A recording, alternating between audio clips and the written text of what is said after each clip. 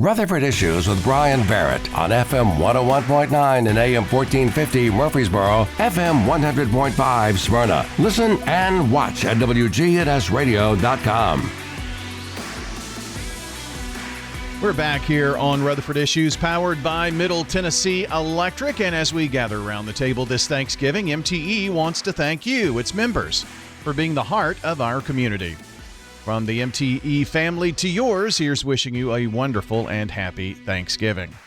We are talking about the Beesley Animal Clinic and Foundation here this morning. Katie Peachy joins us, and the Grants and Marketing Administrator for the Beesley Animal Foundation, and all that helps to fund the clinic and all those good things. Good morning. Good morning. Thanks for having us. Absolutely. Good to have you again.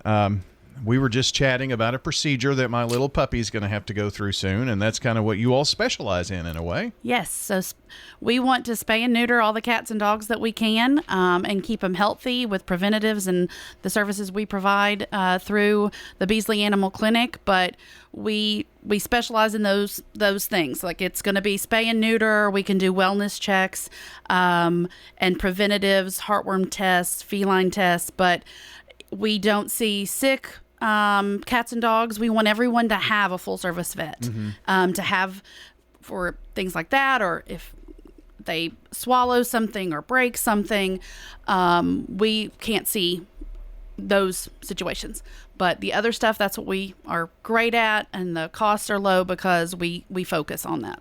You know, you just mentioned swallow something or whatnot, and you know, with a puppy, it's everything in the mouth, just like babies. I mean, yes. It's crazy. Yes. So that's why we don't have an X-ray machine. So you've got to go somewhere else, and we want that because in those situations when something happens, we want you to have that relationship and not have a panic mode and like, I've got to find somebody now, and I've never had a full service vet. Right. Our veterinarians focus on the spay and neuter and then the wellness side. And you know, there's very much a collaborative feel between Beesley and the veterinary hospitals and clinics around, just because, you know, you're doing a service, and you know, you can do things that maybe helps folks who wouldn't be able to afford it otherwise in many cases. Yeah, and the other thing is it's a team thing. We're not looking at it as competition. We hope they don't either, because they can handle the bigger stuff and the more complicated and cancer and major surgeries and things like that we don't. But that way we can also work with them, and that's like the Oliver Pet Assistance Fund. I know we've talked about that in the past, but if your pet needs something urgent and emergent, then we have a team of veterinarians local that are wonderful, and that way we can assist, but we're not doing it. It's going somewhere else. It's like Minute Clinic, and then or doctor's office and hospital maybe would be better. Yeah, you that's know, a good way to look at it. Of a different kind of way to look. So a lot of folks that are listening may not really know about the Beesley Animal Clinic and Foundation. And the clinic was started just to help control the pet population here. So the foundation was started in 1980. We are almost 45 years old. So next year we're celebrating that. But the clinic started in 92. Beesley Animal Clinic started in 92. We've been in our location off Keeneland Commercial Boulevard 18-ish years. But yes, we were started to help with the population control and providing vaccinations, which all pets are supposed to have legally, and to make sure that everyone has access to that. You know, I learned something myself new here today, and I've lived all of my 49 years in Rutherford County and have been here for 30. I always assumed the clinic came before the foundation, but it makes sense that the foundation would come first to help make way for the clinic. Yes, and in kind of doing some history searching, we found like grassroots efforts, like with some documentation, some newspaper clippings, things like that, from 1976. So it was officially, I guess, a nonprofit in 1980. And then there were different groups and organizations, agencies that we were working with, and then kind of established the clinic as totally separate in 92, and then other programs to follow. Yeah, it's quite amazing. Jesse C. Beesley had that vision, and here we are today, 45 years later. Very cool. Yeah. You've got some things going on here in the community, and one of the expanded areas of service for the foundation is pet food for those who could really use the help to help feed their animals. And you've got something going on with that? Yes. So people always ask what you need, and we always need pet food. We always need cat and dog food. We are not picky or particular about the brands, but we do ask that it's unopened and unexpired. And that is just to make sure that it's safe, as we're repackaging it. We utilize volunteers. They're absolutely wonderful to take the large bags, break it down into 2-pound packages, and we will distribute those to agencies and feeding groups throughout Rutherford and Cannon County. We have several different agencies that already have feeding programs for humans, and when we started this in 2016, we were seeing people sharing their food, and neither was getting what they needed. The dogs didn't need macaroni and cheese or soup, and the people that were sharing, because they weren't going to let their cats or dogs go hungry, they weren't getting the food they needed. So by doing this, we can make sure that we're helping both the pets and their people, and also making sure that they stay together. And it's something that we can easily do. And whether we're helping an agency or individuals that actually come to us, to Beesley, we can make sure that they have pet food. We do this it's just an ongoing program, but we have quarterly distributions that are at our office. Otherwise, like if somebody's listening right now and they need something, Nourish Food Bank, Greenhouse Ministries, there's some other agencies, First United Methodist Church in Woodbury, they get food from us twice a month, and they have a distribution. I want to say it's tomorrow, Friday, but I've got it packed and ready to go for our volunteer to pick up today. Okay. So. Well, and your next quarterly distribution is coming up before the end of the year? Yes, December 19th from 1:30 in the afternoon until 4:30, and that's at Beesley. People just get in line, kind of like they do for our curbside services, and we'll have volunteers come out. And then also we can talk to you about, do you need to spay and neuter your dog? Do you need other services for your dogs, to make sure that it's not just the food, that we're hopefully doing kind of a holistic, like we're checking all the boxes and making sure they're good. Right. Katie Peachy here with us with the Beesley Animal Foundation and Clinic here this morning. Don't forget donations anytime you'd like to make a donation, unopened, unexpired food, and I'm sure money helps with that too, doesn't it? Yes, I will. Yes, I'm just going to say yes. Money always helps. We are a nonprofit. We have a lot of different programs. It is getting close to year end, so funds are drying up. So we can always use donations. We have a great platform that we use that a lot of other nonprofits do called Give Butter.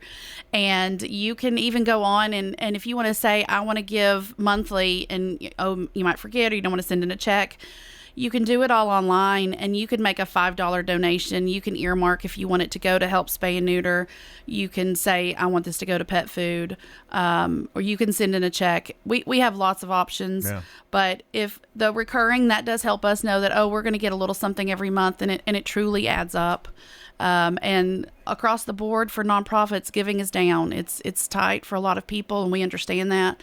So we are very thankful for the gifts that we are given. Well, and the many things that are done with the outreach and the educational programs, and you briefly mentioned the Oliver Pet Assistance Fund as well. Those are some great ways if you're looking for some year-end giving opportunities, things of that nature that could really have an impact here. Oh, tremendous. We would love that. And we can, always give people more information to see if they want to specify. They can always just leave it open. And Dawn Roberts, our executive director, she is great to know where the need is and to find money for different programs and services, so we can leave it unspecified if they want, or they say, no, I feel adamant that we want to put this money towards spay and neuter or towards outreach, vaccinations. We can get you covered. So. Okay, great. And I guess maybe go to the website first to gather more information, possibly? Yes. We're very active on social media, and then we try to keep our website up to date with everything. So sometimes it'd be like, too long, didn't read this, but we have a lot of information out there. You can find at BeasleyAnimalClinic.com. Okay. And on social media, just search for Beesley. Mm-hmm. We're on Facebook and Instagram the most. Okay. Mm-hmm. And that's Beesley, by the way. Yes, if you're no unfamiliar. A's. Yeah, no A. No A's in Beesley. Speaking of Facebook, you ran across something on Facebook. I would assume you do most of that kind of Facebook stuff. So tell me a little bit about that story. Yeah, actually, Dawn caught it on Monday. There's a gentleman and his dog, Maddie, who they have both been unhoused, and he won't separate from her. He's going to stay with his dog. She's 9 years old. And so we knew that they were working on housing, and from work with Coal Patrol, Journey Home, some others, we know that, the pets have to be up to date. We don't want that to be another barrier to stop someone from, if housing is going to be available. So we were just wanting to make sure that Maddie was up to date with her vaccinations and to do a check just to make sure. So we were able to go and talk to the owner and get them back to the clinic on Monday. Oddly enough, while we were doing that, and Dawn was inside with the owner and the dog, getting the well check and we got him some preventatives for a few months and the vaccinations for Maddie. Someone was like, "Where is this car? I'm here. I want to groom him and talk to him if he wants that to be done."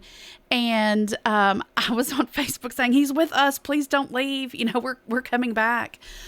It was really great. It was a team thing. There was somebody else that was there wanting to donate food and just talk to him. And we have a loving, generous community. And this guy loves his dog, and it shows. He asked for nothing else while he was with us for almost 2 hours.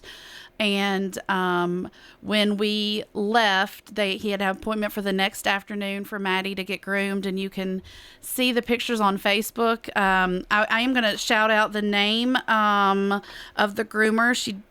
She actually said something about, "I didn't do this for advertisement. I don't have openings for a while, but I think if you have a heart like this, I'm going to say it's Tidy Tails." I met, it was Whitney and her husband, groomed him yesterday afternoon, and the pictures are adorable. It was really generous that awesome. They did that, and other people were helping him as well, and his dog. That is so neat. Yeah. And good luck to him. This community, we're in the Middle Tennessee, the geographic center of the state, but being called the heart of Tennessee, and it really shows here, doesn't it? It really shows. Whether it's through this or I put a plea out. We need pet food for outreach, and I'm going to toss out another name, Frida Morgan, who's on our board. She had shared it, and someone came in yesterday afternoon and said, "I saw Frida's post. She said you needed food," and hands me a 40-pound bag of dog food. Yeah. So, we're going to package that up. That's going to help 20 pets. So, things like that. It gives me goosebumps when I'm talking about it. But yeah, it's the heart of it's their heart too. Yeah, so it's really great. Well, you can't find a better person in the world than Frida Morgan, for sure. Yep. And it's great to have her support. But there are others. I saw that post, and then I'm almost certain I saw someone else share her post, or maybe she shared a post of a post. I can't remember, but I saw it more than once. Oh yeah, and that's some people have issues with social media. I will say, for a nonprofit, we don't pay for advertisement. And yeah. I know I'm talking to a radio person, and I'm really sorry, but it's just, we use that word of mouth and the sharing and our website, and, we've had ads taken out and given on our behalf, and we truly appreciate that. But, the beauty of something like social media, sharing those kind of stories, it's great, because we've been in pinches before. It's like, oh, it's getting short, we don't have a lot of food, and we have been saying that a lot more, but we've never given this much food out in a year. Like this year, we've given out 7,286 pounds of food for just 2024. Last year, I want to say we gave out 7,600. That math, we're not far off. We're going to exceed that this year. Yeah. So yeah, we really appreciate it when people share things like that. It's that is, and 2024 is not over. So it's not. That's why I was like, well, we have like 5 or 6 more weeks, and several distributions and the holidays, and and whether it's to let somebody have a little bit extra money or they've been tight all year, we're here to help. We want to make sure that we can keep people and their pets together and both of them as happy as we can. Well, and healthy as we yeah, can. happy, healthy, all of that. And you know, it would not be out of the realm of possibility, get close to that 8,000 pound mark, you know, and that's crazy. I truly think we're going to exceed that this year. Yeah. And it's amazing because the majority of it is donated and volunteers pack almost all of it, but also the fact that our community needs it, you know, that it hits you and you realize we're glad to be able to do this. Well, running out of time here, but yeah. I also know that volunteers, you could use volunteer. If you want to volunteer with Beesley, you've got some opportunities, I'm sure. So yes. Should they call you maybe? Yes, or they can go online. I am part-time, so if they want to go online, there's a How Can I Help and a volunteer tab. Okay. They can always email, but yes, we appreciate that. Awesome. Great stuff. And on social media, Facebook, Instagram, mostly Beesley, 2 E's, Beesley Animal Foundation, Beesley Animal Clinic. Very good. Katie, thanks for coming in. Thank you, Brian. All right, hope you have a good Thanksgiving, too. You too. Our friends from the Beesley Animal Foundation and Clinic joining us here on Rutherford Issues today. And that will do it, my friends, for the show.